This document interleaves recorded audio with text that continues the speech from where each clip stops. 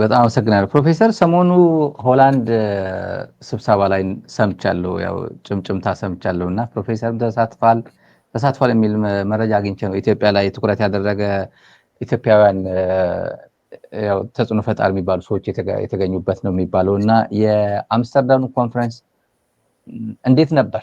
ምን ላይ ነበር? ዝርዝሩ ተስፋው ምን ይመስላል? እንዴ ጭምጭምታ ነው ያልከው? ጭምጭምታ ነው እንዴ? በአደባባይ በመገናኛ ብዙሃን ሁሉ የተነገረ ነው እኮ። በአምስተርዳም የተደረገው በመግለጫ የተሳታፊዎቹ ዝርዝር ምናምን ብዙ ሰው ዝርዝር በይፋ አልወጣም። የተሳታፊዎቹ ዝርዝር ምናምን ብዙ አልወጣም። ዝም ብሎ ጀነራል ነው የተነገረው ብዬ ነው። ምን ይመስላል እንትኑ ስብጥሩ ምን ይመስላል? ኮምቢኔሽኑ ምናምን ጥሩ፣ እሱም ተነግሯል። በነገራችን ላይ ተነግሯል። በመግለጫው ላይ ከምን እንደወጡ ተካፋዮቹ የፖለቲካ ፓርቲዎች፣ የትጥቅ ታጋዮች፣ የሲቪል ሶሳይቲ መሪዎች፣ የኢትዮጵያ ኮሚኒቲ፣ የተለያየ የኢትዮጵያ ኮሚኒቲ ተወካዮች፣ ምሁራን፣ ነባር የፖለቲካ መሪዎች፣ የሂውማን ራይትስ አድቮኬትስ እና አክቲቪስት ብሎ ተዘርዝሯል። እኔ ነበርኩ። እኔ አልደበቅም፣ ተካፍያለሁ። እኔ መደበቅ የለብኝም። ሌሎቹም ያው ወጥተው ይናገራሉ። ነገር ግን የሁሉንም ዝርዝር ካላወጣህ በስተቀር በከፊል አታወጣም ዝርዝር። ነገር ግን ቤተሰብ ያላቸው አሉ፣ ሀገር ቤት ውስጥ ቤተሰብ ያላቸው አሉ። ስለዚህ ለቤተሰቦቻቸው ሲሉ እየተሳተፉም ያሉ፣ ነገር ግን በተለያየ ምክንያት በስራ ምክንያት ዝርዝሩ ውስጥ በግልጽ መውጣቱ የማያስፈልግ አሉ። ይሄ ለኢትዮጵያ ሕዝብ ይገባዋል። እንደዚህ ብዬ ልናገር እችላለሁ። ድሮ ቢሆን ኖሮ አንተም ደጋግመህ ስትናገር አይቻለሁ። ታየ ደንደዓ የተናገረው ነው። በደልን የሰራው ወይም በፖለቲካ ምክንያት ተቃዋሚ የሆነው ብቻ ሳይሆን ቤተሰቡ በሙሉ ነው የሚገደለው። ቤተሰቡ ሁሉ ነው ቤት የሚቃጠልበት። ቤተሰቡ ነው ከቤት ወጥተው የሚወ ይሄ ስላለ ጥንቃቄ ማድረግ ስለማስፈለገው ጉዳይ ነው እንጂ ለድብቅ አይደለም። መግለጫው እውነት ነው። የሚናገሩ በዚህ ላይ መግለጫ ላይ የሚናገሩ አሉ፣ ይናገራሉ፣ ሚዲያ ላይ ወጥተው ይናገራሉ። አሁን ያልኩህ በሙሉ ተሳትፈዋል። እስከ 20 የሚሆኑ ሰዎች ተሳትፈዋል። የተስማማንበት ጉዳዮች አሉ። በመግለጫ ላይ እንዳለ 7 ዓመት ይሄ ብልጽግና በዚህ ሰውዬ መሪነት አገልግሏል። 7 ዓመት ጦርነት ብቻ ነው የነበረው። 7 ዓመት የደህንነት ችግር ብቻ ነው የነበረው። 7 ዓመት የኢኮኖሚ እና የሴኩሪቲ ቀውስ ነው ሀገር ውስጥ የነበረው። 7 ዓመት ገደብ የለሽ ቫዮለንስ አመፅ ነው የነበረው። ሀገሪቷን ህዝቧን የጨረሰና ንብረቷን ሁሉ ያወደመ ነው ያለው። ይሄ ደግሞ በኢትዮጵያ ህዝብ ላይ የደረሰው ብሔር ለይቶ አይደለም፣ አካባቢን ለይቶ አይደለም፣ ሃይማኖትን ለይቶ አይደለም፣ ጎሳን ለይቶ አይደለም። በኢትዮጵያ ህዝብ ሁሉ ላይ ነው የደረሰው። በዚህ ላይ ስምምነት አለ። እኛ ለብቻችን የነበርነው ዛሬ 6-7 ዓመት ይሄንን ስንናገር የነበረው አይቀንታችሁ ነው ምናምን የሚባለው ነገር አሁን አገሩ ሁሉ የተቀበለው ነው። ስብሰባውም ይሄንን ተቀብሏል። ይሄ መንግስት መዳን አይችልም። አንደኛ ለመዳን ውሸቱን ትተህ ደመናውን ዞር አድርገህ እውነታውን ስትቀበል ነው። ችግርህን መኖሩን ስትቀበል ነው። ኢኮኖሚው በደቀቀበት አገር የኢኮኖሚ ሚራክል ነው የሚል መንግስት ነው ያለው። አሁን መምህራን፣ ሐኪሞች፣ አሁን ደግሞ የህግ ባለሙያዎች ሁሉ ወጥተው መኖር አልቻልንም እያሉ ቤት ኪራይ መክፈል አልቻልንም ብለው ራሳቸው በድፍረት ወጥተው እንደዚህ አይነት ጭካኔ ባለበት ሀገር ላይ ወጥተው እየተናገሩ እያለ አይን ስላልተከፈተ ነው እንጂ ሁሉ ሞልቷል፣ ሁሉ ባሌ ነው የሚለው። ሁሉ ሰላም ነው የሚልህ። ሱሉልታ ላይ ሰው ወጥቶ መግባት እያልቻለ እያወቅ ሱሉልታ ላይ አንድ ሙሉ አውቶቡስ እንደሚታገት እያወቅ በአማራ ክልል ጦርነት በሁሉ አቅጣጫ በአራቱም የአማራ ክልል አቅጣጫዎች ጦርነት እያለ አሁን በኦሮሚያ ውስጥ ድሮ ባልነበረበት የኦሮሞ ነፃነት ሰራዊት በማይንቀሳቀስበት በአርሲ በምዕራብ ሐረርጌ በምስራቅ ሐረርጌ እየተንቀሳቀሰ እየተስፋፋ እያየ ሀገሩ እኮ ሰላም ነው ይላል። ወይም ደግሞ ሽፍትነት በኢትዮጵያ ውስጥ ይልሃል። ሽፍትነት በኢትዮጵያ ውስጥ ልማድ ነው፣ እሴታችን ነው የሚልህ ነው ያለው። ይሄ አይወጣም። ይሄ መንግስት ካለበት አዘቅት ለመውጣት አይችልም። አንደኛ ችግሩንም ስለማያምን ችግሩን ሳያምንና ለመቅረፍ ሳይፈልግ አይቻልም መውጣት። የቁልቁለቱ መንገድ በስቷል። ሁለተኛ የኢትዮጵያ ሕዝብ ከጫፍ እስከ ጫፍ ምንም ሳይለይ ጠልቶታል፣ ጠፍቶታል፣ አይሰማውም። እኛ ቤተሰቦች ያለን የፌስቡክ ነው ይልሃል። ፌስቡክ አይደለም፣ እውን ነው፣ እውን ነው። የኢኮኖሚ ድቀቱ፣ የጦር መበራከቱ፣ የግድያ ብዛቱ፣ የዲፕሎማሲ መገለሉ፣ ይሄ ሁሉ የፖለቲካ ክስረቱ። ፖለቲካ ባይከስር እውነትን እነዚህ አዛውንት ናቸው እንደ እነዚህ አረጋውያን ናቸው እንደ ምስክር ሊሆኑለት እንደሚችሉ አገሪቷ በተአምር ውስጥ እንዳለች እነዚህ ናቸው የሚናገሩት። ሊናገሩ የሚችሉት እነሱ ናቸው። ወጥተው ያልተናገረ በረከት ስምዖን እንደዚህ አለ ተብሎ የውሸት እየሰሩ እያወጡ አይደለም እንዴ? ምስክር ሁነን እያሉት አይደለም እንዴ? ምስክር ሁነን እውነቱን ተናገረልን እያሉ አይደለም? ለራሳቸው ማመን የማይችሉት ሰዎች ሌላ ምስክር እየጠሩ ይሄ ሁሉ እያለ መቆየት አይችልምና ከዚህ በፊት እንደተደረገው ሳንዘጋጅበት ለውጥ ከመጣና ከዚህ ተነስተን ወደ አንድ የምንወዳትና እኛ ሁላችን አገራችን የምንላት አገር ተባብረን ተስማምተን ተግባብተን እርስ በርስ ተሸካክመን የምንኖርበትን ኢትዮጵያን ለመፍጠር የሚያስችል የሽግግር ፍኖተ ካርታ ያስፈልገናል እና እሱ ላይ መስራት አለብን። ይሄ በሲያትልም ስንሰበሰብ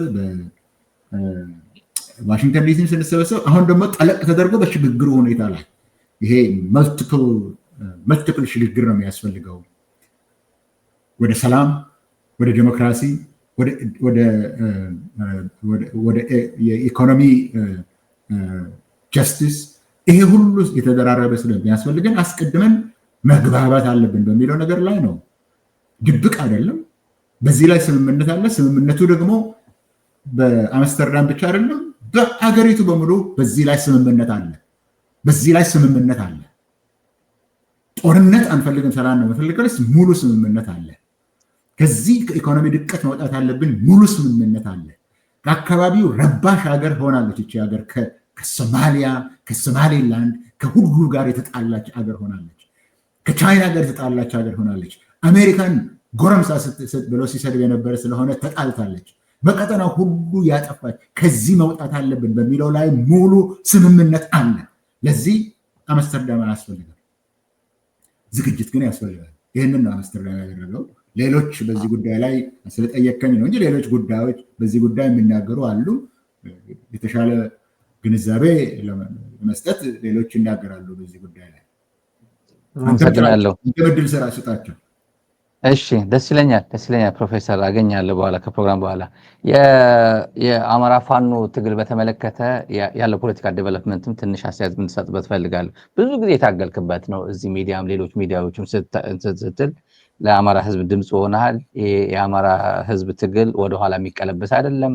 ከዚህ በኋላ በ10% ነው የምንዋጋው ብትሉ ምናምን ህዝባዊ ሆኗል የሚለው በደንብ አስረግጠ ስትናገር ነበር።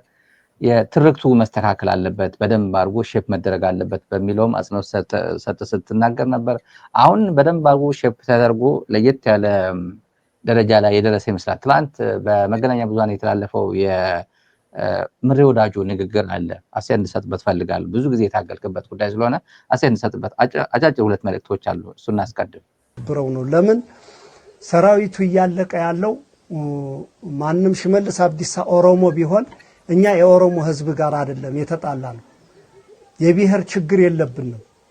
የብሔር ችግር የለብንም። በትግል ኦሮሞም እያለቀ ነው።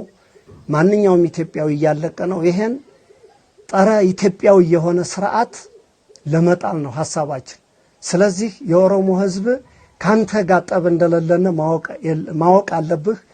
በፖለቲከኞችና በሴረኞች ግን የሚሰራው ስራ የኦሮሞን ህዝብ አይወክልም፣ ወይም የደቡብን ህዝብ ወይም ማንኛውም ኢትዮጵያዊ የሚወክል አይደለም። ይሄ የሚሰራው ተግባር የብልጽግና የተሸናፊው ስርዓት እንደሆነ እኛም በቅጥ እንገነዘባለን፣ ሰራዊታችንን በቅጥ ይገነዘባል። ይሄን ይሱ የሰራውን ስራ አንተ እንደማትተገብር ማምናለሁ። ከዛ ወዲህ የሚዘህ አሳይተሃን ወደፊትም ልተገብር የምትችለው ይሄኑ የዓለም አቀፍ ህግ የጠበቀውን ስርዓት እንድትከተል በዚህ አጋጣሚ መልእክታችንን ማስተላለፍ እንፈልጋለን። ከዚህ ውጭ እንግዲህ እንደሚታወቀው ድሮኑ በቃ ሲቪልን አላለም፣ ሰራዊትን አላለም። ጃምላ እዚህ ላይ አንድ አለችን ጨምርና ከዛ አስተያየት ተሰጥባታለን።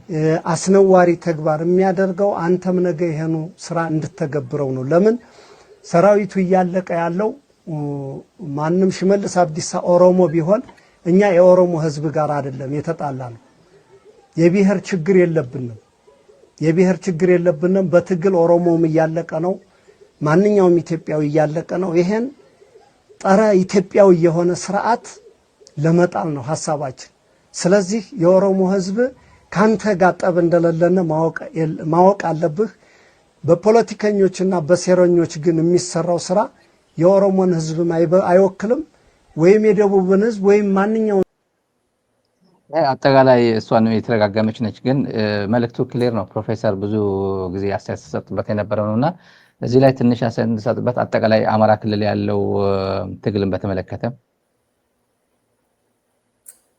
መልካም እንኳን አንተም ያቀረብኩበት መሰረት አኳኋን ደስ የሚያሰኝ ነው።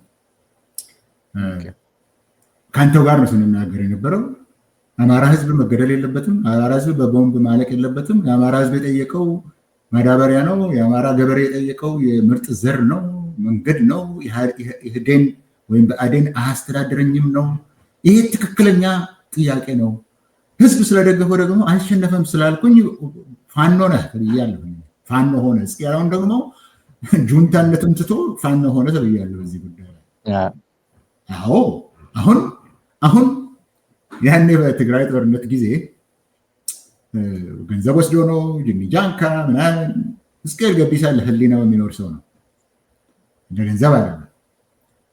እና አሁን በዛን ጊዜ በትግራይ ጊዜ ያኔ ክፉ የተናገሩ ሁሉ አሁን ለመናገር አንገታቸውን ቀና ለማድረግ የማይችሉበት ጊዜ ነው ያለ ነው።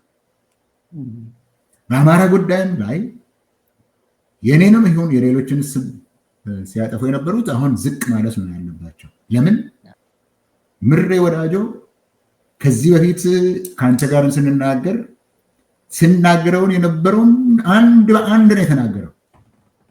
አንድ በአንድ ከኦሮሞ ህዝብ ጋር እኛ ችግር የለንም አለ። እግዚአብሔር ይስጥ። ኦሮሞ ከሌሎች ኢትዮጵያውያን ጋር እያለቀ ነው። እግዚአብሔር ይስጥ።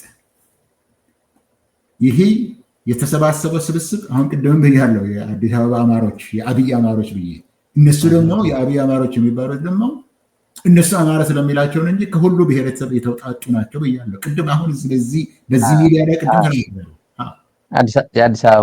የአዲስ አበባ አማሮች፣ አዲስ አበባዎች ብሔር አዲስ እንሆናለን የሚሉ አሉ። ከሁሉም የተውጣጡ ናቸው ብያለሁ። እሱን ነው የደገፈው። አይወክልም፣ ይሄ ደግሞ ኦሮሞ ህዝብን አይወክልም ነው ያለው። አራተኛ እግዚአብሔር ይስጥ። ይህ አሁን ያለው ስርዓት ጸረ ኢትዮጵያውያን፣ ጸረ ኢትዮጵያ ብቻ አይደለም፣ ጸረ ኢትዮጵያውያን ነው። በኢትዮጵያ ስምማ ኢትዮጵያ አንድነት ጅንጃን ከሚለውማ ያልተገደለ ህዝብ የለም፣ ያልተጨፈጨፈ የለም። በዛ ስም ብዙ ግፍ ተሰራ። ኢትዮጵያ የተባለ ጸረ ኢትዮጵያውያን ነው። እኔም ልድገመው፣ ከአማራ ህዝብ ጋር የኦሮሞ ህዝብ ጥል የለውም፣ ኖሮትም አያውቅም።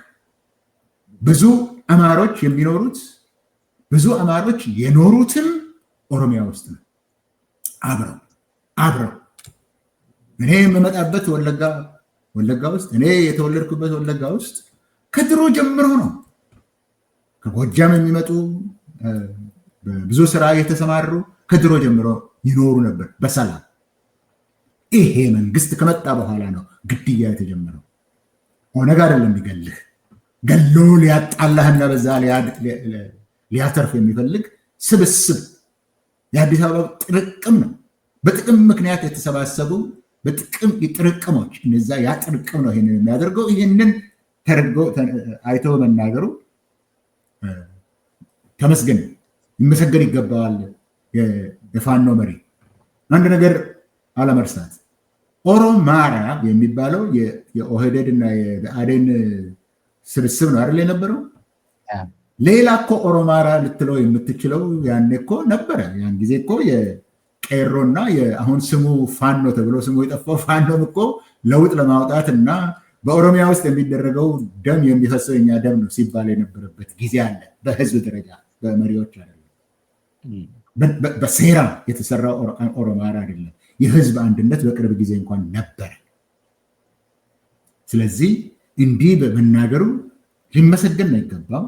ስንለው የነበረውን ነገር ከኔ በበለጠ የተናገረው ሌሎችም ይናገሩታል። በነገራችን ላይ የጎጃም ፋኖም በተለይ የህግ ሰው የሆነው አስረስ ማረም ይናገራል። እንዲያውም አንድ ጊዜ ኢሬቻ የሁላችንም ነው፣ ለፖለቲካ ሲጠቀሙበት ነው እኛ ሁላችንም የምናወግዘው እንጂ ኢሬቻ የሁላችን ነው ያለው። እንዲህ አይነት ነገር ነው ኢትዮጵያን የሚያድናት፣ ኢትዮጵያን መልሶ ሂል የሚያደርጋት እንዲህ አይነቱ ንግግር ነው።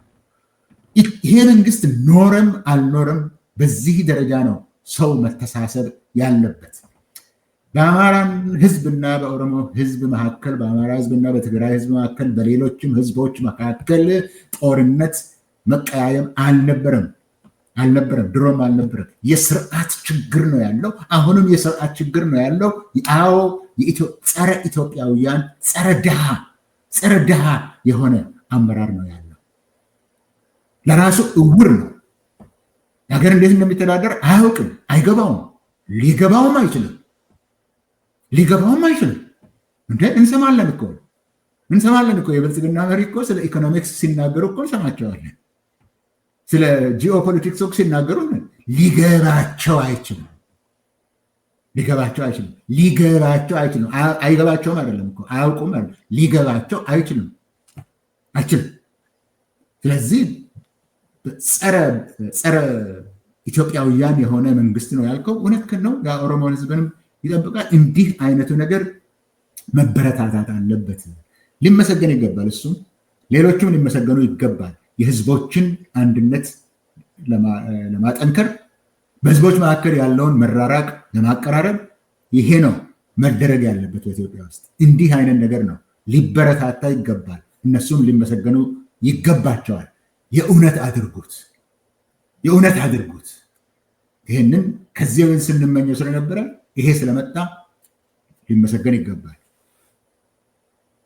አመሰግናለሁ። የመጨረሻ ጥያቄ ላድርግ ፕሮፌሰር ካለ ጊዜ አንጻር እና የዘንድሮ ምርጫ በተመለከተ ትላንት ስካይላይት ላይ ስብሰባ ነበር። የኢትዮጵያ ምርጫ ቦርድ አባላት ከኢትዮጵያ ከፖለቲካ ፓርቲዎች፣ ተቃዋሚ ፖለቲካ ፓርቲዎች ጋር ውይይት አድርጎ አስቻይ ሁኔታ የለም፣ በዚህ ዘንድሮ የሚደረገው ምርጫ አንሳተፍም፣ አስቻይ ፖለቲካ ሁኔታ የለም፣ ሴኩሪቲ ሁኔታ የለም፣ ትግራይ አይቻልም፣ አማራ አይቻልም ብሏል። እና የፖለቲካ ፓርቲዎች ደግሞ የድጋፍ እንትን እያሰባሰቡ ነው፣ ከፓርቲዎቻቸው ከደጋፊዎቻቸው ፊርማ እያሰባሰቡ ነው። አናደርግም፣ ምርጫ አንሳተፍም የሚል እንትን እየተደረገ ነው።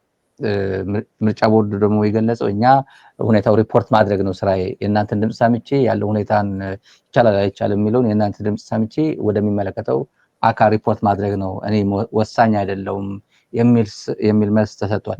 ኢዜማ በበኩሉ ዛሬ ያወጣ መግለጫ ያው መራዘም አለበት ብሏል። የሀገራዊ ምክክር ፕሮፌሰር መስፍን አርአያ የሚመሩት ሀገራዊ ምክክር እስኪያልቅ ድረስ ካለቀ በኋላ መደረግ ያለበት፣ አሁን ይሄ እሱን ሳያልቅ ወደ ምርጫ መግባት የለብንም ብሎ ያው መግለጫ ሰጥቷል ኢዜማ። እዚህ ጋር ትንሽ እስከ እንደባለፈው አይነት እንደዚህ ምክንያት ሰጥቶ ብርቱካን ሚደቅሳ እንዳራዘመችው አብይ አህመድ ማራዘም ነው የሚፈልገው። ይሄ ኢትዮጵያ ምርጫ አካሄዳለሁ ብሎ ብልጽግና ብቻው ተወዳድሮ እንደገና መንግስት ሆንኩኝ ብሎ አናውንስ ያደርጋል። ምንድነው የሚጠበቀው ከዚህ የምርጫ ቦርድ የትላንት ስብሰባ የነበረው? ትንሽ መጠበቅ አለብን። እኔ ምርጫ ቦርድ ይሄንን ብሏል።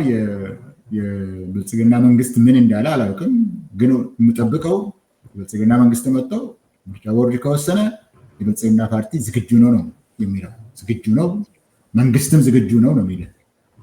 ግን አሁን ስንናገር ነበር አይደለም እንደ እናንተ እኮ ስንናገር ነበረ። የሌለውን ነገር አለ ብለው ነው የሚነግሩ። አሁን ደከመን፣ እንዲያውም አሁን እኮ ደከመን። አሁን ውሸቱንም መከታተሉን እኮ ደከመን። እነሱ ግድ የላቸው፣ እኛ ግን ግድ ይለናል። ሁልጊዜ ውሸት መናገር አንችልም፣ ውሸትን መጠበቅ አንችልም። ከህሊናችን ጋር መኖር እንፈልጋለን። አሁን የምርጫ ቦርዱን በል ብሎታል፣ እኛ እናደርጋለን ብሏል። ትንሽ ቆይቶ ደግሞ አይ ሌላ ምክንያት መጣ፣ ስለዚህ እናስተላልፈው ሊልህ ይችላል። ምን ይከለክላል? ብልጽግና ሌላ ምክንያት ጠይቆ አስተላልፋለሁ ሊል ይችላል። ለአሁኑ ግን ለፖለቲካ ይጠቅማል። እኔ ወደ ምርጫ ሄዳለሁኝ ብሎ ለፖለቲካ ነው፣ እኔ አልከለክልም ለማለት ነው። የሀገሪቱ ሁኔታ ለምርጫ አይጠቅም። አንድ ሰው የጻፈውን አይቻለሁ። ሌላ ጊዜ ከቡለት ወደ ባለት እንሄድ ይባላል አይደለም? ከቡለት ወደ ባለት ለመሄድ ጊዜው አይደለም ነው አንድ ሰው ያለው። ለምን አገሪቱ በጠቅላላ የጥይት ፉጨት ብቻ ነው እየተሰማ ያለው። በትግራይ ሰላም አለ ልልህ አልችልም። ይኸው በአፋር በኩል እየተቆሰቆሰ ነው። በትግራይ በኩል አማራ ክልል በሁሉም ቦታ አሁን ጎንደርም ጀመረ እኮ። ጎንደርም ምናልባትም የቀዳማዊት እመቤት በነገራችን እሷ አይደለችም ቀዳማዊት እመቤት መሆን ያለባት፣ የፕሬዚደንቱ ሚስት ናት። በነገራችን ላይ ደንብ ከሆነ ነምበር ዋን እኮ ሄድ ኦፍ ስቴት ነው እንጂ ሄድ ኦፍ ገቨርንመንት አይደለም። ሄድ ኦፍ ስቴቱ ነው። አሁን ቀዳማዊት እመቤት የንጉሱ የእንግሊዝ ሀገር የንጉሱ ሚስት ናት እንጂ ሄድ ኦፍ ስቴቱ ነው እንጂ ሄድ ኦፍ ገቨርንመንቱ ነው። የተደበላለቀ ስርዓትን ፕሮቶኮልን ያልተከተለ ለመሆኑ ይነግርሃል። ብቻ ጎንደር የነሱ ነው፣ ስለዚህ አትንኩት የሚባል ፕሮፓጋንዳ ሲነፍስ ነበር። አሁን ግን ጎንደርም፣ ጎጃምም፣ ምስራቅ ወሎም፣ ሸዋም እንቅስቃሴዎች በጠቅላላው ግጭት፣ ጩኸት ነው ያለው። እንዴ የዛሬ 2 ነው 3 ዓመት እኮ የምሬ ወዳጆ ዞን በነበረው ላይ አንድ ክፍለ ጦር እኮ ነው አንድ እዝ እኮ ነው ያለቀው። 803ኛው እዝ ነው ይመስለኛል። 803 ክፍለ ጦሮች ያሉት 12ኛ፣ 65ኛ እና 64ኛ ነው። 3 ክፍለ ጦሮች ያሉት 6600 ምናምን ሰዎች ያሉት ክፍለ ጦር ነው። ያ ነው የተበተነው። አንድ እዝ ነው የበተኑት። ጦርነት ነው ያለው እና እዚህ ልናካሄድ ነው። ኦሮሚያ እንደዚህ ነው። አሁን ቅድም ስነግርህ ነበር የተስፋፋ እንዳለ የወባ ኦፐሬሽን። ይሄ እኮ ትግራይ፣ አማራና ኦሮሞ እኮ 70% ልትለው ትችላለህ። ኦሮሚያ፣ አማራ ክልልና ትግራይ እኮ 70% ነው።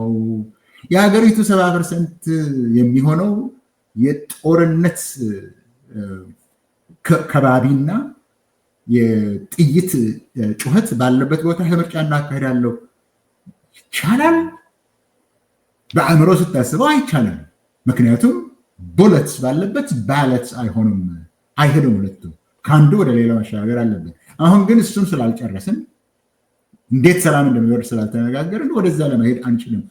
ሌሎቻችን እኮ ለዚህ ነው የሽግግር ፕላን ያስፈልገናል።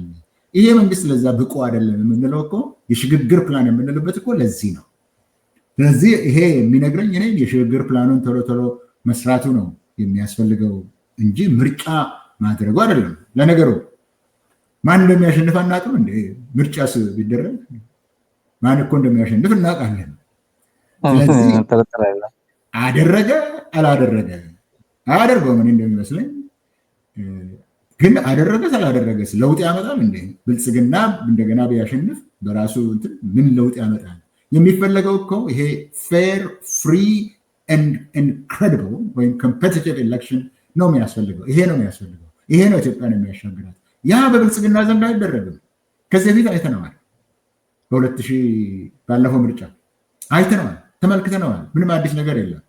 ስለዚህ አደረጉት አላደረጉት ስለነሱ ማውራትን የሚያስፈልግ ነገር አይደለም። ምርጫ ነው የሚሆነው ብሎ የሚያስብም ማድረግ ያለብን በኢትዮጵያ ውስጥ ነፃ፣ ገለልተኛ፣ ተፎክክር ያለበት ተአማኒነት ያለው ምርጫ ብቻ ነው የሚያሸጋግራት። ለዛ ነው መስራት ያለብን። ያ በብልጽግና ስራ አይሆንም። ስለዚህ የኛ ፎከስ ምርጫው ዋጋ አለው የሚለው ጉዳይ ላይ ሳይሆን ማተኮር ያለብን እውነተኛ ምርጫ በኢትዮጵያ ውስጥ ኢትዮጵያ ምርጫ ለማድረግ እንዲችል የሚቻለውን ስራ መስራቱ ላይ ነው ትኩረት መስጠት ያለብን። ይሄ ዋጋ የለውም ልልህ ነው። ፕሮፌሰር የቀይ ባህር ጉዳይስ ምንድን ነው? ትላንት ፎቶ እያየው ነበር። ሬድዋን ሁሴን እና ጌታቸው ረዳ በቡሬ አካባቢ ነው ምናምን ወደዛ ሄደው ሞቅ ሞቅ እያደረጉት ነበር መገናኛ ብዙሃኑን። ይሄ የቀይ ባህር ነገር የደረሰ የሆነ አፕዴት አለ ለተመልካቾች? የመጨረሻ እንደምርቃል አሁንም ከጌታቸው ጋር ልታጣላኝ ነው? ያው ያየነው ነው ሶሻል ሚዲያ ላይ ያየነው ነበር ትላንት። ያ ማለት እኔ ጌታቸው ነው ለብልጽግና ዋና ምስክር። ብልጽግናን እስከዛሬ እስከ ቅርብ ጊዜ ድረስ ምን እንደሆነ ገላልጦ ሲነግረን የነበረ አንድ በዛ በኩል ታላቅ የነበረ ሰው ጌታቸው ነው። ምን እንደሆነ ገላልጦ ሲነግረን የነበረ ተሳሳትኩኝ። ጌታቸው የታወቀው በዚህ ነው፣ የተወደደውን በዚህ ነው።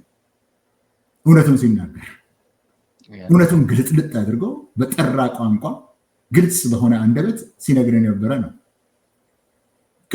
ሁሉም አያምኑም ብያለሁ አይደለም? ቅድም የሚናገሩትን እኮ ሁሉም አያምኑትም። በዛ በዋሻ ውስጥ የተናገሩት የሚሉትን ከዛ ዲያቆን በስተቀር አንዳቸውም እንኳን አያምኑትም። የሚሉትን አንዳቸው እንኳን አያምኑትም። ጌታቸውን አያምነው በጥላቻ እና በአንዳንድ ነገር ስለተታወረ ነው እንጂ ጌታቸው መጥቶ ላስታውስ ዱባይ ላይ በአብይ አህመድ እውቀት ዱባይ ላይ ትግራይና ኤርትራን መጀመሪያ ሲናገሩ አብይ አህመድ ራሱ አድርጉ ብለው ሲገናኙ የተገናኘው ማን ነው? ጌታቸው። በአብይ እውቀት ጌታቸው ተመልሰው ከኤርትራ ጋር እየሸረቡ ነው ቲፒኤልኤፎች ሲል ይታመናል ወይ? አንተው ራስህ ተገናኝተህ ይታመናል ወይ? አሁንም ይቅርታ እኔ እንደ ወዳጅነታችንን ለማጥፋት ፈልጌ አይደለም። በምትናገረው ላይ ነው ሀሳብ የምሰጠው ስለ ጌታቸው። ግን ስለ ቀይ ባህርስ ጨው ምናምን ጋር ሄደው እነዚህ ሁለቱ ስለተናገሩ ነው የሚታመነው? ለምንድን ነው የጠቅላይ ሚኒስትሩ የዚህ ቦታ አዛዥ የዚህ ትምህርት ቤት አዛዥ ምናምን የሚባሉትን ፖሊሲ የሀገርን ፖሊሲ በመናገር ላይ የማይታወቁትን እነሱን ሁሉ ጸጥ አሰኝቶ እሱ ራሱ እንሄድ ጦርነት ክተቱ ለምን አይልም? የምትለውን ነገር አድርግ። ስለዚህ እኔ የእነዚህም ሁለት ሰዎች ምስክርነት ስለ ቀይ ባህር ምንም ለማለት አልፈልግም። ስለ ቀይ ባህር ወደብ የኢትዮጵያ ወደብ በሚባለው ነገር ላይ የምለውን ከዚህ በፊት ብያለሁ። አሁን ደግሞ ተጨማሪ ልናገርና ብዙ ልሄድበት አልፈልግም በዚህ ጉዳይ ላይ። ኢትዮጵያ ቀይ ባህር ወደብ ነበራት በአክሱም ጊዜ። የአክሱም መንግስት ሲወድቅ ቀይ ወደቦቿን አጣች። ከዛን ጊዜ ጀምሮ ወደብን ለማግኘት ትግል ነበራት ኢትዮጵያ ለሺህ ዓመታት። ወደብ የነበራት 40 ዓመት ነው ኤርትራ ከኢትዮጵያ ጋር በነበረች ጊዜ። ሺህ ዓመታት ከኢትዮጵያ ጋር አልነበረም። 1000 ዓመታት ከኢትዮጵያ ጋር አልነበረም እያልኩ ነው። በፊት 500 ስል ነበር፣ አሁን 1000 ዓመት አደረግኩት። ስለዚህ ለዚህ ኢትዮጵያ ለዚህ ብሎ የኢትዮጵያ ልጆች ይሄ እውነት መሬት ላይ እያለ ለተንሻፈፈ አስተሳሰብ ብሎ የኢትዮጵያ ልጆች እንዲሞቱ አልፈልግም። ኢትዮጵያ ወደብ ቢኖራት ደስ ይለኛል። ነገር ግን በጦርነት በአግሬሽን በታላቅ መስዋዕትነት እንዲሆን አልፈልግም። ረድዋንና ጌታቸው እሱን ከሆነ ለማድረግ የምትፈልጉ ከሆነ እኔ ከእናንተ ጋር አይደለሁም። እኔ ከማንም ከዚህ ጉዳይ አይደለሁም። ኢትዮጵያ ህዝብም የኦሮሞ ልጆችም የትግራይ ልጆችም ከሱ ጋር መሆን የለባቸው። ወደብ ቢኖረን ጥሩ ነው። ወደብ እንወዳለን። ባህር ኃይልም ቢኖረን እንወዳለን፣ ይጠቅመናል። በጦርነት ግን የተንሻፈፈ ትርክትን በመፍጠር በኃይል ነው የተወሰደብን። የትራንዚሽናል መንግስት ነው የሰጠው። አሰብ ራስ ገዝ ነው የነበረው የሚሉ ስንኩል ምክንያቶችን በማምጣት የኢትዮጵያን ወጣቶች እንደገና ለማስገደል ከኤርትራ ወጣቶች ጋር እንዲፋለሙና እንዲገዳደሉ እንዲጨፋጨፉ የሚፈልግ በዚህ ምድር ላይ እኔ ሰው አለ ብያለሁ። ምክንያቱም ዓለም አቀፉ ህብረተሰብ ራሱ ይሄ መሆን የለበትም እያለ ነው። ጦርነት አያስፈልገንም። ስለዚህ የወደቡን ጉዳይ እዚህ ላይ ነው ቢሆን ደስ ይለኛል። በህግ በአግባብ በመነጋገር በጦርነት ግን መሆን የለበትም። ለዚህ ማንም ሰው መሞት የለበትም። ይበቃኛል።